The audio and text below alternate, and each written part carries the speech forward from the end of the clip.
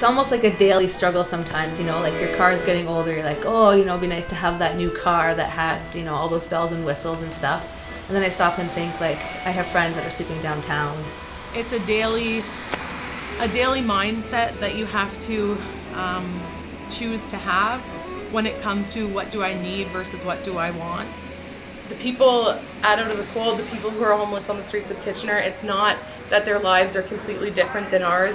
Just one broken relationship or one situation that's different than ours, and people are here needing a bed on the floor at a church. And a lot of the times people look at homeless people as being really different from themselves, but I think we've both learned that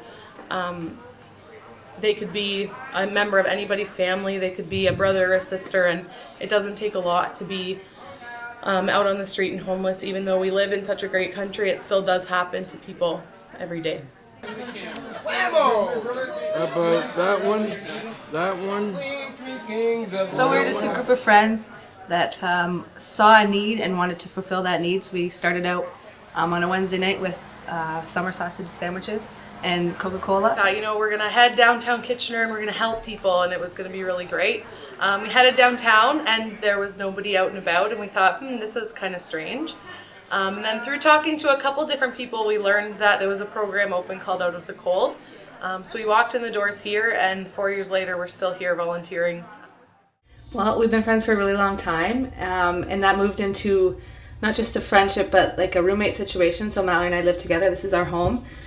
When we first started going downtown, I never really thought that downtown and those people would be such a big part of my life, and friends and a community, but that's actually the community that I love to be a part of the most, and I feel welcomed as one of them and as a friend. And sometimes when I'm hanging out with some of our friends down there, I see them very much as father or grandfather figures. I don't think at this point in our friendships or relationships down there that we could just walk away because there's something else.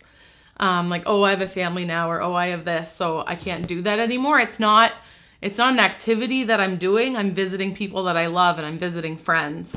You know, I think of my kids maybe in the future, seeing them and knowing them their whole life, and knowing, you know, like Uncle Richard or, you know, like Shane and all those friends of ours.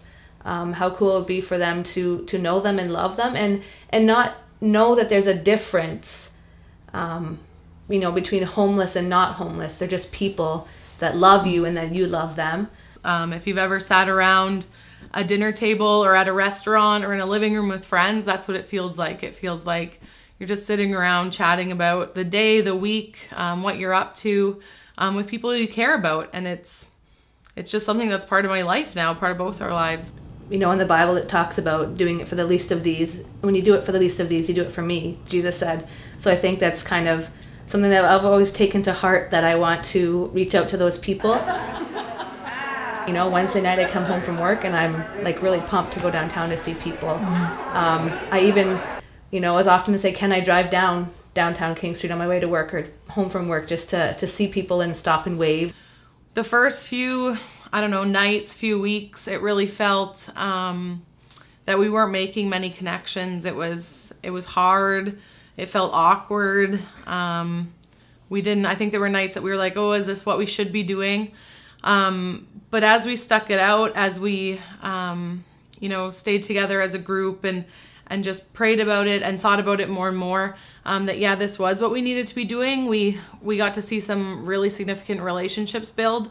Last Wednesday it was a downpour of rain. Sometimes I think the rainiest nights are the best nights. And I think it's in those times when maybe the weather isn't perfect, or when your life isn't perfect, or when things are going on, but you still show up to care for people and to check in with them and show them that you're there.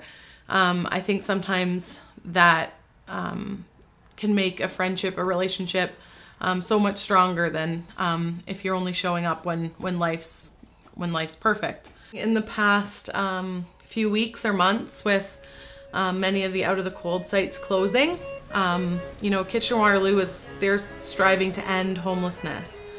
I think there are a group of people, for whatever the reason, sometimes we were unsure of why, but they choose to be on the street. I don't think Kitchener-Waterloo was going to be the first city ever to end homelessness. And for as long as there are people out on the streets of Kitchener-Waterloo, I think Bethany and I will be involved, and the group that we get together with on Wednesday nights will be involved.